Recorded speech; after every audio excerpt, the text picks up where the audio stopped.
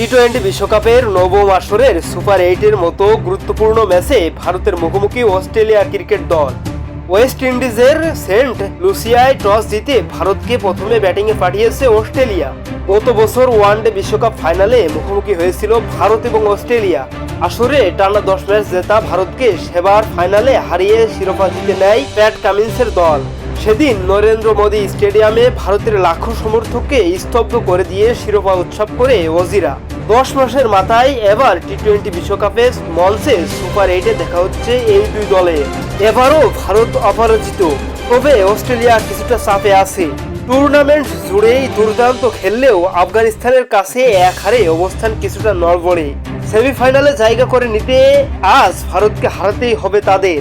ব্যতিক্রম কিছু হলে আফগানিস্তান ও বাংলাদেশের আরও সুযোগ বাড়বে অজিতের জন্য। তাই ভারতের বিপক্ষে আজকের ম্যাচটি বাঁচা মরা। ভারত অবশ্য খুব একটা দুশ্চিন্তায় নেই, বাদ পড়ার সম্ভাবনা নেই বললেই চলে। যেটুকু আছে তা অতি গাণিতিক। তাদের বরং লক্ষ্য হবে সুপার 8-এ গ্রুপ 1-এ চ্যাম্পিয়ন হিসেবে সেমিতে জায়গা করে নেওয়া। আর সেটা করার সবচেয়ে বড় উপায় হচ্ছে অবশ্যই আজকে অজিতের হারাতে হবে। আইএসপি নিউজ স্পোর্টস ডেস্ক, আল জাবের।